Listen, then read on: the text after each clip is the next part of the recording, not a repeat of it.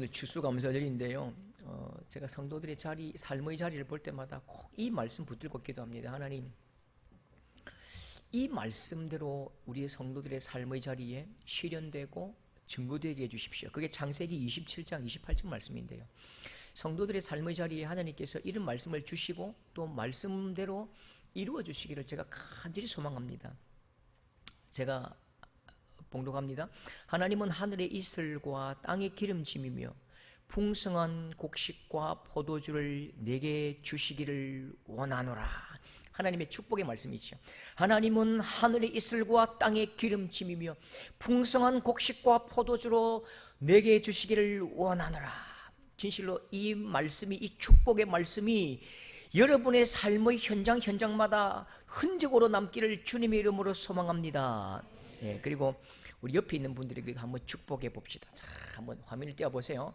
같이 읽습니다. 우리 오른쪽 왼쪽 이게 앞도 보고 옆도 보면 헷갈리니까 처음에는 앞에 보면서 딱 마지막에 축복합니다는 딱 여러분 눈을 딱 그 축복하는 사람에게 딱 보고요, 손을 딱 내미시고요, 같이 해봅니다. 시작. 하나님께서 하늘의 이슬과 땅의 기름짐과 풍성한 곡식과 포도의 소산을 당신에게 주시기를 축복합니다. 축복합니다. 하나님께서 진실로 하늘의 이슬과 땅의 기름짐과 풍성한 곡식과 포도의 소산을 여러분들에게 모두 쏟아주시기를, 3층까지 다 주시기를 축복합니다.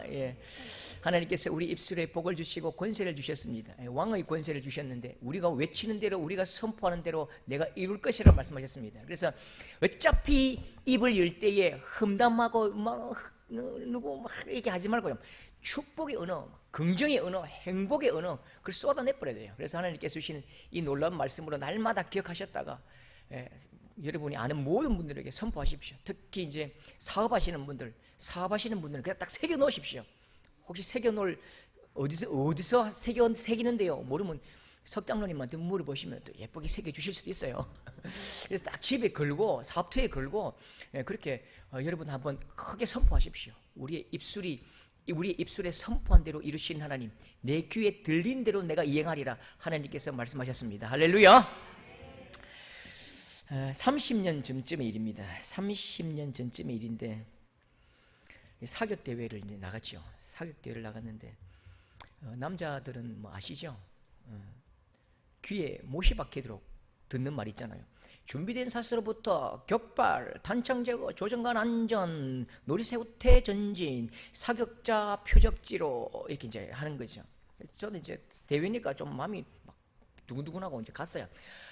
이야, 그때 나도 놀랐지만 그 상사 원사님들이 내 표직지를 보고요 깜짝 놀라는 거죠. 우와 하면서, 그 장로님 한 분이신데 군인교회 장로님인데, 오병이의 기적이요, 할렐루야. 너 김이병, 그때 상병이구나.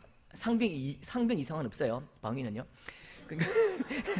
김상병, 너 예비당 댕기냐?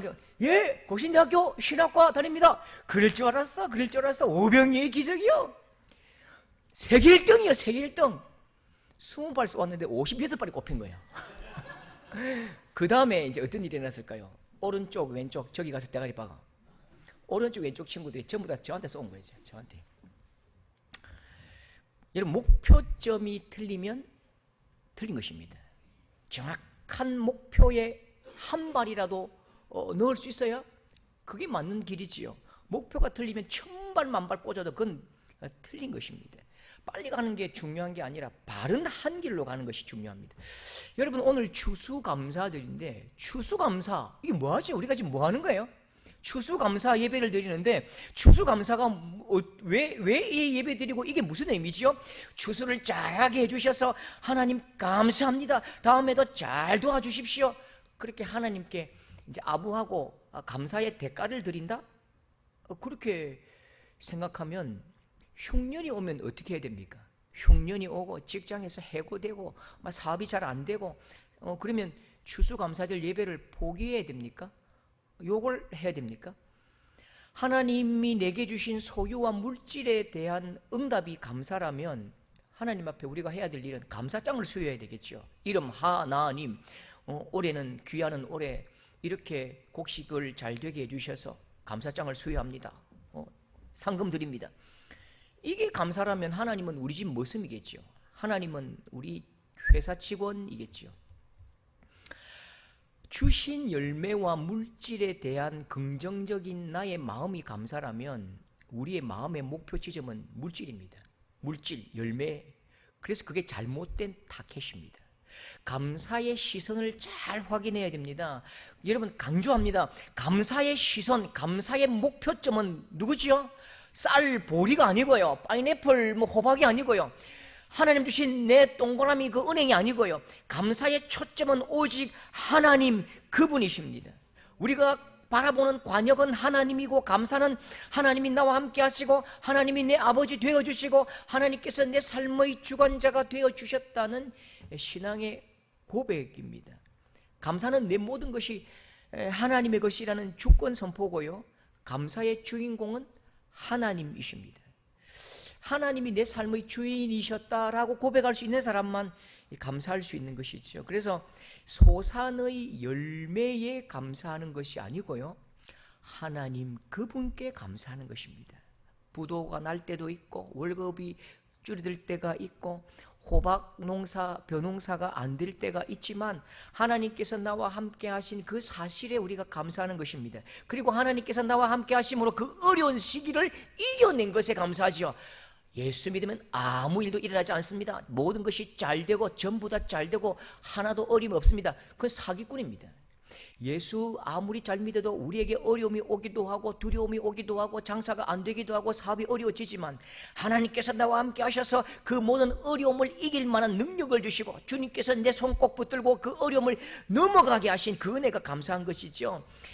2차 대전 그 참호 속에 이렇게 순국 전사한 그 일병, 미국 일병의 그 편지를 보면요, 전쟁에 나가서 전사했으니까 감사할 게 없을 것 같은데 그분이 그 친구의 노트가 발견돼서 이렇게 책으로 한번 출판된 적이 있습니다. 그 노트가 보면요, 그 노트에 보면 하나님 외롭지 않게 내 옆에 계셔 주셔서 감사합니다. 하나님 총알이 막 날아오는데 그 총알이 비록 내 심장을 뚫고 갈지라도 하나님 내게 천국의 소망을 주시고 평안케 하시니 감사합니다. 주님 이 전쟁터에 나와 함께 내 손 꼭 잡아주시니 참 감사합니다.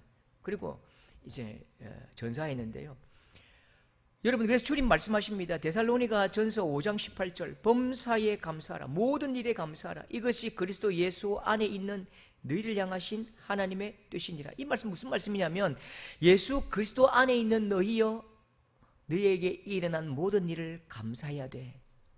여러분 어떻게 내게 일어난 모든 일을 감사할 수 있습니까? 어떻게 내게 일어난 모든 일을 감사합니까? 여러분 소유는 요동쳐요. 내 통장의 잔고는 늘었다가 줄었다가 늘었다가 줄었다가 정신 차리지 못한다니까요. 열매는 파도를 타고요, 내 손에 있기도 하고 없기도 합니다. 그런데 내 손에 있는 소유물에 내 통장의 잔고에 내 마음을 두면요, 우리는 매일 롤러코스터입니다. 이 마음이 막 분주해서 심장 떨어져 살 수가 없는 것입니다. 그러나 내 소유가 어떠하든지 한 가지 분명한 사실, 그리스도 예수 안에 있는 너희여 감사하라. 그리스도 예수 안에 있는 너희여 너희를 향하신 하나님의 뜻이니라. 하나님의 뜻이 그 안에 있고 하나님께서 너희와 함께함으로 하나님께서 너희와 함께한 그 사실 때문에 하나님께서 우리에게 주시는 것은 우리의 욕망과 우리의 탐욕대로 우리의 기도대로 주시지 않을지라도 하나님께서 우리에게 주신 것은 가장 선한 것인 줄 알고 하나님께서 함께하신 줄 알고 감사하는 것입니다. 그래서 감사는 굉장히 영적인 언어입니다. 여러분 혹시나 그 말세 마지막 때에 어떤 일이 일어날까요? 막 마지막 때에 예수님 오실 때 되면 어떤 일이 일어날까요? 뭐 전쟁이 일어나고 막 화산이 터지고 막 지진이 일어나고 뭐 그럴 수도 있겠지요. 그런데 성경은 말세의 징조를 분명히 이야기합니다. 마지막 때가 되면 이런 일이 일어날 것이다 라고 말하는데요, 디모데후서 3장 1절 같이 한번 읽어볼까요? 너는 이것을 알라, 말세에 고통하는 때가 이르러 감사하지 아니하며. 말세의 징조가 뭐라고요? 사람들의 마음에 뭐든 일어난다고요? 감사하지 않는데요. 내 인생의 비극은 경제 위기가 오는 것이 아닙니다. 건강을 잃어버리는 것도 아닙니다. 내 인생의 위기는 하나님이 하나도 감사하지 않은 것입니다. 내 입술에 감사라는 생각, 감사라는 단어가 사라지는 것입니다. 여러분, 교회의 위기도 마찬가지입니다. 교회가 지옥으로 변할 때가 있는데요. 교회가 지옥으로 변할 때가 있더라니까요. 언제요? 감사가 사라질 때입니다. 가정이 무너질 때가 있어요. 언제요?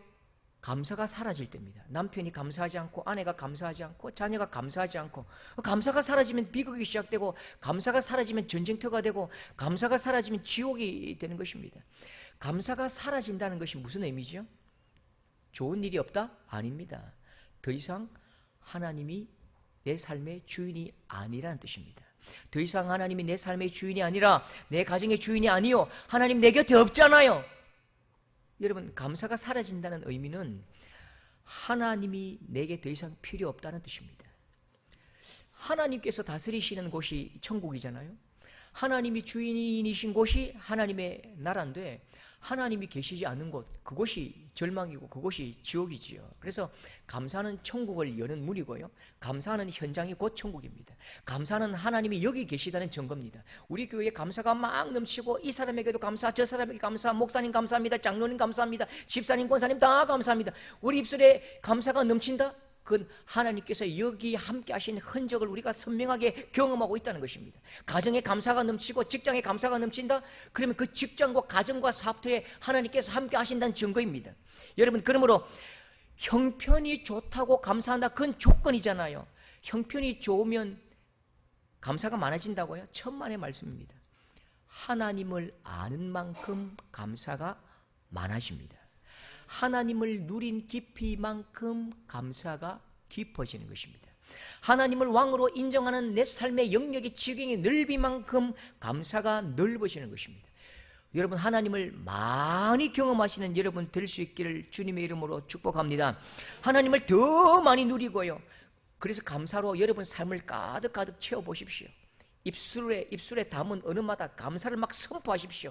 감사의 언어로 삶을 장악하십시오. 모든 삶의 지경을 감사로 덮어보십시오.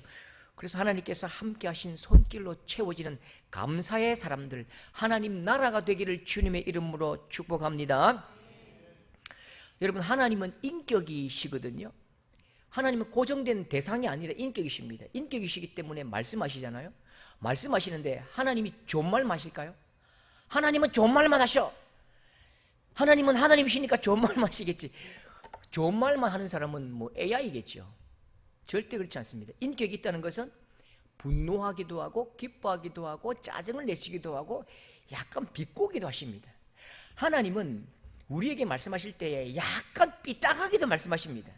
약간 비꼬면서 그렇게 말씀하시는데, 시편 50편 8절인데요 보십시오. 나는 내 재물 때문에 너를 책망하지는 아니하리니 내 번제가 내 앞에 항상 있음이로다. 이 무슨 말씀이십니까? 이 무슨 말이냐면요, 보십시오. 어머니가 그렇게 말합니다. 내 생일에 큰아들이 모피코트 사주고, 작은 아들은 명품 가방 사주고, 딸은 소고기 사주고, 한우 사주고, 사위는 용돈 100만 원 주더라 하면서 부산떼기, 의성떼기 들어봐라. 어머니 내 생일에 큰아들은 모피코트 사주고, 작은 아들은 명품 가방 사주고, 딸은 한우 한 박스 보내주고, 사위는 용돈을 100만 원 보내주더라 하면 사람들이 우와, 근데 한 놈도 안 왔대. 이건 뭐예요? 칭찬입니까? 기분이 나쁜 겁니까? 기분이 나쁜 거예요. 오늘 방금 읽은 말씀도 나는 내 재물 때문에 너를 책망하지 아니하리니 내 번제가 항상 내 앞에 있으며, 하나님 말씀하시는데 우리에게 와, 네가 예배하러 올 때에 소를 가지고 왔구나, 네가 예배하러 갈 때에 양 엄청 가져왔네, 네 형편이 어려우니까 비둘기 가져왔네, 근데 왜 너는 안 왔냐? 이렇게 말하는 것입니다. 소의 기름이 흘러넘치고 양의 피가 강을 이루지만 하나님 그거 받지 않으시겠대요. 왜요? 14절 23절 우리 읽은 말씀이죠. 감사로 하나님께 제사를 드리며 감사로 제사를 드리는 자가 나를 영화롭게 할 것이다. 감사로 예배를 드리는 자가 나를 기쁘게 할 것이다. 여러분, 영화롭게 한다는 말이 무슨 말씀이죠? 영화롭게 한다는 말은요, 펄쩍펄쩍 춤을 추고 뛴다는 말입니다. 여러분, 예배할 때에 하나님은 보이지 않으시지만 영으로 계시지만 여러분 예배하러 나올 때에 하나님 마음이 흡족하면 하나님이 덩실덩실 춤을 주십니다. 막 끌어안으시고 잘 왔다, 행복하자, 너무너무 신난다, 펄쩍펄쩍 뛰고 싶으신데 하나님은 생명 없는 재물이나 예물이나 소와 양에 입맞추고 싶은 것이 아니라 너에게 그 뜨거운 가슴과 나를 향한 뜨거운 사랑이 있는 그 열정과 그 인격에 입맞추고 싶다고요. 그러면서 예배를 어떻게 드려야 하느냐? 14절 다시 한번 보십시오. 감사로 하나님께 예배를 드려라. 23절 감사로 드리는 제사가, 감사로 예배를 드리는 자가 나를 영화롭게 할 것이다. 감사를 가지고 하나님 마음에 진짜 감사해서 내게 감사하는 마음을 가지고 올 때에 내가 그거 받을 거야. 내가 그 감사하는 마음을 받으시겠다고 말씀하시는 것입니다. 감사가 예배입니다. 여러분, 감사가 예배라는 증거가 있는데요, 여러분 신약 성경에 이런 이야기가 있습니다. 누가복음 보면 10명의 나병 환자 이야기가 있죠. 누가복음 17장에 보면 나병 환자, 한센시병 나병 환자 10명이 있는데 나병 환자 10명이 예수님께 나옵니다. 예수 선생님이여 우리를 좀 불쌍히 여겨주십시오. 큰 소리로 외칩니다. 예수 선생님이여 우리를 좀 불쌍히 여겨주십시오. 간절히 따라다니면서 부탁하니까 예수님께서 고쳐주셨습니다. 그런데 10명이 너무너무 기뻐하면서 달려가는데 9명은 집으로 가고 친구에게 갑니다. 9명은 어디로 간다고요? 사람에게 갑니다. 내 삶의 목적이 사람인 것입니다. 사람에게 보이고 사람에게 이 모든 상황을 알리고 싶은 거죠. 그런데 한 사람이 달려가다가 잠깐 멈추더니 돌아갑니다. 15절 보십시오. 한 사람이, 같이 읽어볼게요. 한 사람이 자기가 낳은 것을 보고 큰 소리로 하나님께 영광을 돌리며 돌아와 예수의 발 앞 엎드려 감사하니, 큰 소리로 하나님께 영광 돌린대요. 큰 소리로 영광 돌리는 말은 하나님 감사합니다, 감사합니다 라고 크게 외치면서 엎드리면서 감사하는 것이죠. 여러분, 우리가 소리를 내잖아요. 언제 소리를 냅니까? 내 마음이 간절할 때 소리를 내지요. 나병 환자들이 예수님께 나올 때에 전부 다 소리를 질렀습니다. 누가복음 17장 13절에 보면 소리를 높여 이르되 예수 선생님이여 우리를 불쌍히 여기소서, 소리를 높여서 그렇게 부탁합니다. 그리고 또 언제 소리를 내지요? 감사할 때도 소리를 낸다고요. 한 사람은요, 내게 일어난 이 치료의 주님의 손길에 감사하면서 크게 소리 지릅니다. 17장 15절 보면요, 큰 소리로 하나님께 영광을 돌리며 돌아왔다 그렇게 말합니다. 큰 소리로. 보십시오. 내가 원할 때 소리를 내고 주신 은혜의 소리를 냅니다. 그런데 내가 원할 때 내가 간절히 소망하는 그 소리보다 내게 주신 은혜에 감사하고 내게 주신 사랑에 감사하고 내게 주신 하나님의 그 은혜가 너무너무 커서 내는 소리가 훨씬 더 클 때에 그게 감사하죠. 감사로 나타난다고요. 내게 주신 은혜가 내가 필요할 때 내는 100원 주세요, 1000원 주세요, 이것 주세요라는 소리보다 훨씬 클 때에, 하나님을 경험한 흔적이 훨씬 클 때에 크게 외친다고요. 그게 감사지요. 여러분, 우리는 은혜는 물에 새기고 원수는 이 바위에 새기기 때문에 항상 우리는요, 원망하는 소리는 큽니다. 누구에게 원망하고 내가 뺏기는 소리, 내게 없는 소리는 막 태산을 쪼갤 것 같아요. 근데 누군가 나에게 준 은혜의 소리는 너무너무 작게 반응해요. 여러분, 이게 악한 우리의 본성입니다. 우리에게 주신 은혜가 우리 마음에 있는 원망과 부족함보다 훨씬 큽니다. 우리에게 있는 것이 없는 것보다 훨씬 많아요. 우리에게 주신 은혜가 훨씬 큰 거지요. 그러면 우리의 소리부터 역전시켜야지요. 여러분, 하나님의 은혜에 감격하고 하나님 주신 놀라운 사랑에 크게 소리 지르고 그 은혜에 마음껏 노래하는 여러분 될 수 있기를 주님의 이름으로 소망합니다. 더 중요한 단어가 있는데 보십시오. 누가복음 17장 15절에 예수의 발 아래 엎드려 감사하니, 엎드려 감사해, 똑같은 단어입니다. 우리나라 말은 다르게 표현됐지만 똑같은 말입니다. 엎드려 감사하니. 그럼 어떤 말인데요? 무슨 말인데요? 예배했다 그 말과 똑같아요. 엎드려 감사하니 예배하니 똑같은 말입니다. 똑같이 병이 나았다고요. 여러분, 누가 감사하고 누가 찬양하고 누가 예배합니까? 하나님의 은혜를 아는 사람이 예배할 수 있다고요. 하나님 은혜를 아는 사람, 이건 하나님의 은혜야. 이건 누가 그냥 낳을 때가 되어서 낳은 것이 아니고 하나님 은혜다. 하나님 앞에 그 은혜를 의식하고 느끼는 영적인 민감함이 있는 사람이 달려와 예배하고 감사할 때 하나님 그 은혜를 받으신다고요. 여러분, 이런 이야기가 있습니다. 그 일본의 어떤 대기업 사장이 열심히 일을 해서 그 큰 기업은 일부였는데, 안타깝게도 그 자녀들과 사모님이 이렇게 교통사고가 나서 다 이렇게 생명을 잃은 거예요. 그러면 자기가 이제 암말기 판정을 받았습니다. 자녀가 없으니까 물릴 사람이 없잖아요. 그러니까 자기를 위해서 평생 동안 이렇게 일해준 그 직원들이 너무 고마운 거예요. 이름은 잘 기억이 안 나는데요. 직원이 약 1000명 정도 있었답니다.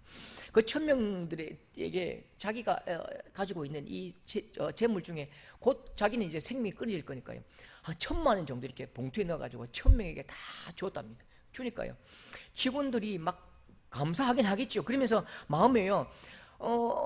참, 뭐 당연히 이 정도 받아야 되는 거 아니야? 자기들이 그렇게 말하는 거예요. 당연히 이렇게 받아야 되는 거 아니야? 감사하긴 감사하네. 그렇게 이야기하는 거지. 그러면서 그거 받아가지고 그냥 집으로 가더래요. 근데 한 명이 그 받아들고는 스타벅스 한 잔을 사가지고 사장님 찾아왔대요. 혼자 있는 그 사장님, 똑똑똑, 사장님 너무 감사합니다. 사장님, 사실요 우리가 먹고 살았잖아요. 사장님, 우리가 사장님께서 일구신 이 기업 때문에 우리 가족들이 먹고 살고 우리 아들 학교 다 보냈습니다. 근데 이거 1000만 원까지 또 주시니 너무 감사합니다 하고 스타벅스 한 잔 드린 거예요. 이 사장이 스타벅스 한 잔 받고 이 사람에게 이 회사를 다 물려줍니다. 네가 감사를 알고 진짜 감사를 발견했다면 네가 이 기업을 함부로 경영하지 않을 뿐만 아니라 이 기업을 가지고 네 배불리는 데 쓰지 않고 사회와 많은 사람들의 한숨을 그치게 하고 눈물을 닦아주는 데 쓰일 수 있겠구나. 이 네가 다 경영하라. 똑같은 이야기입니다. 보십시오.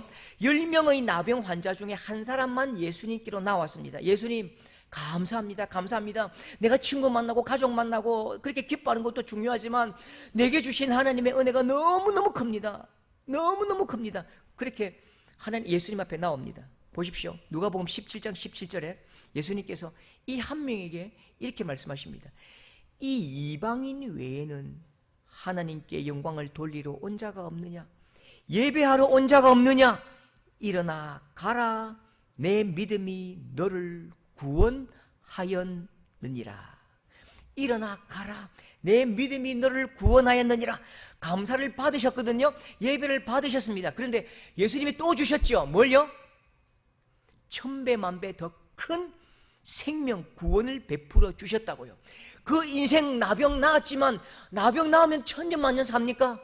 나병 나아도 그 인생은 죽는 것이요. 모든 사람은 절망과 죽음의 권세, 사망의 권세에 사로잡혀 죽을 수밖에 없는 존재입니다. 그런데 감사하는 그 인생에게 하나님이 주시고 싶어 하시는 가장 소중한 선물, 예수 그리스도, 구원, 영생을 주신 것입니다.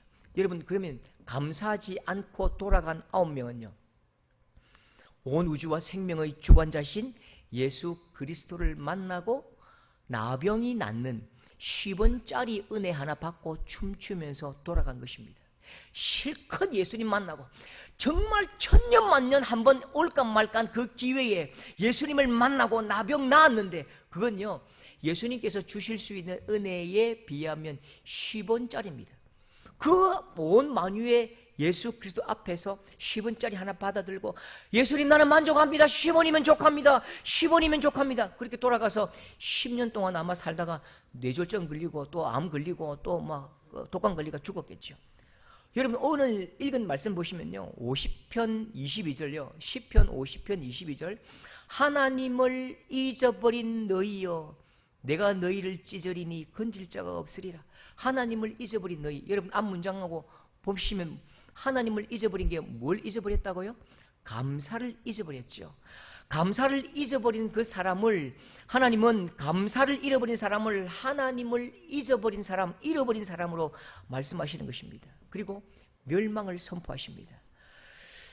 여러분 감사를 들고 하나님께 나오길 바랍니다. 여러분 하나님께로 나올 때에 감사를 들고 감사를 끌고 막 하나님께 나와서 하나님 감사합니다, 하나님 주셔서 감사합니다, 그렇게 감사를 밀고 올 때에 하나님은 그 작은 감사를 받으시고 천배만배 상상할 수도 없고 감히 측량할 수 없는 크고 놀라운 엄청난 복을 여러분들에게 허락하실 것입니다. 감사하는 자가 감사를 누릴 것입니다. 감사하는 자가 더 큰 감사를 받을 것입니다. 여러분 많이 감사하는 여러분 될 수 있기를 주님의 이름으로 축복합니다. 여러분 세상 모든 일을 보시면요 조건이 붙어요. 조건이 없는 복이 없습니다. 조건 없는 은혜가 없습니다. 돈이 많으면 행복하다, 건강하면 행복하다, 자녀가 잘 되면 감사하다, 이 조건 명제라고 하는데요. 또 반대말도 있죠. 돈이 없으면 행복하지 않다, 건강하지 않으면 행복하지 않다, 자녀가 잘 되지 않으면 감사하지 않다, 이 조건이죠. 그러면요 여러분 한번 답해 보십시오. 돈이 많으면 행복하다, 돈이 없으면 행복하지 않다, 이 둘 다 참이라면 행복하든 행복하지 않든 결정을 당하는 쪽은 누구고 결정하는 쪽은 누굽니까? 결정은 당하는 쪽은 나잖아요. 나.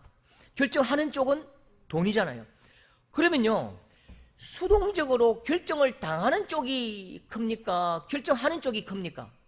결정하는 쪽이 크잖아요. 그러면 돈이 내 인생을 결정하고 돈이 내 감사를 결정하면 돈이 하나님이지요. 돈이 나보다 높겠지요. 그래서 그게 틀린 것이라고요.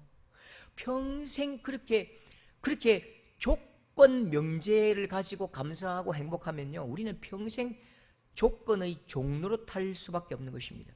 구약 성경에 보면 하박국이라는 선지자가 있습니다. 하박국.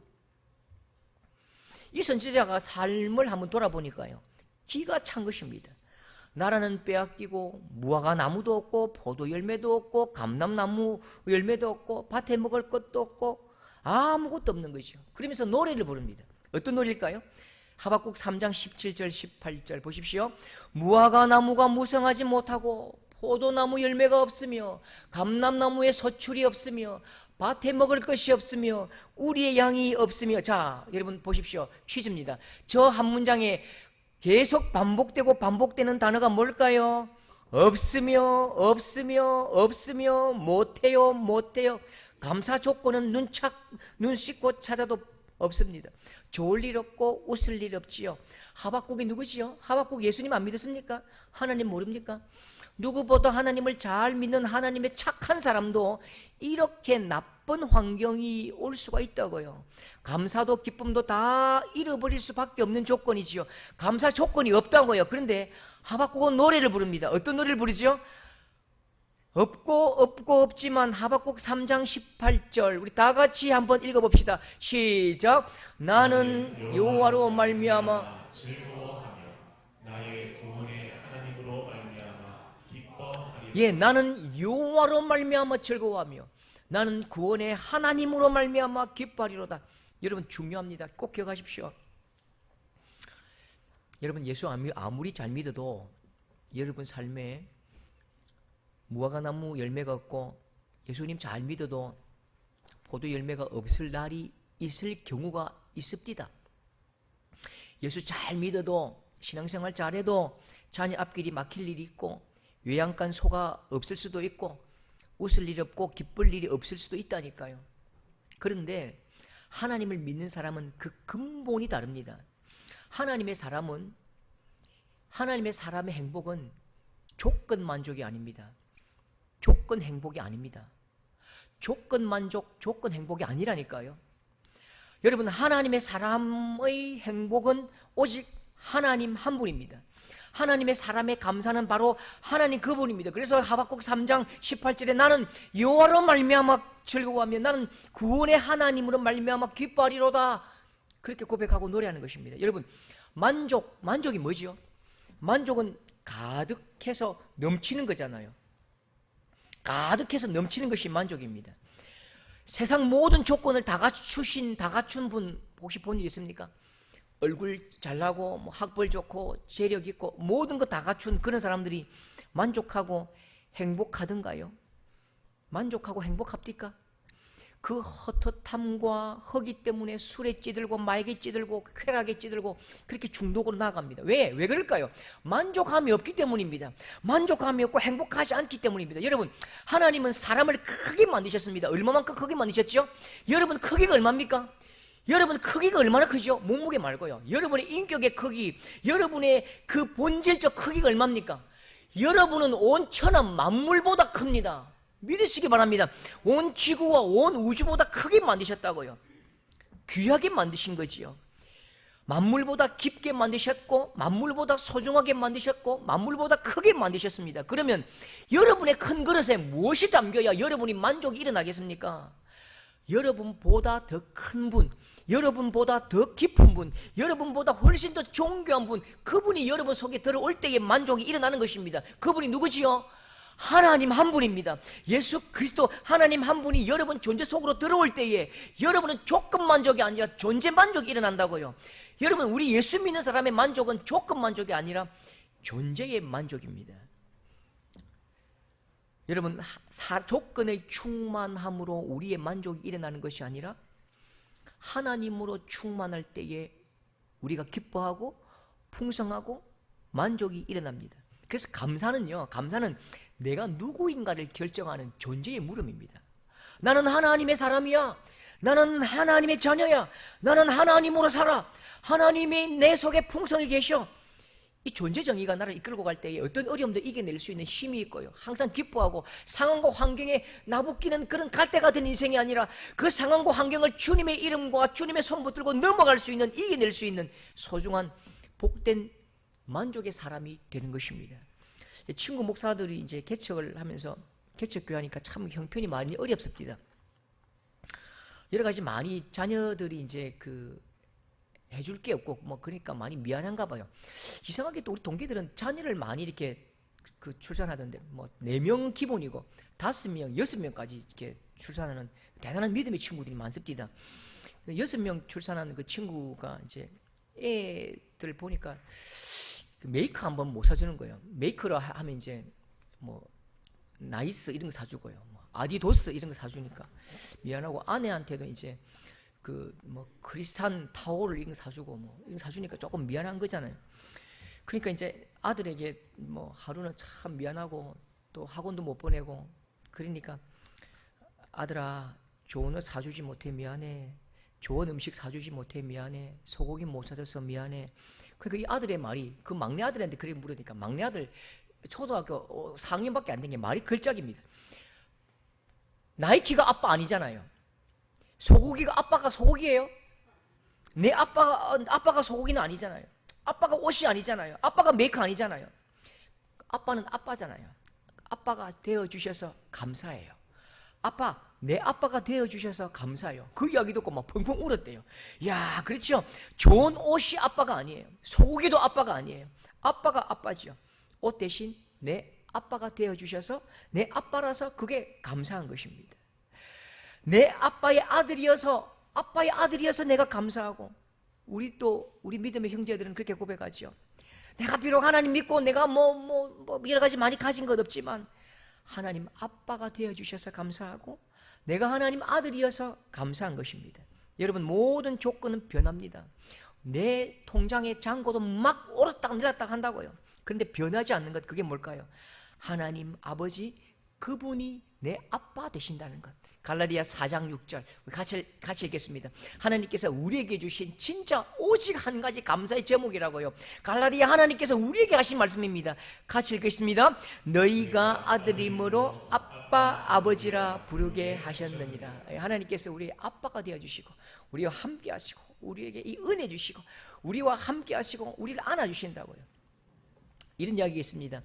장미꽃이 활짝 피었습니다. 장미꽃이 활짝 피니까요, 장미꽃이 가만히 보니까 사람들이 다가오지 않는 거예요. 그 불평을 합니다. 하나님 앞에 불평을 해요. 하나님, 해도 너무하네요. 하나님 살아계십니까? 해도 너무하네요.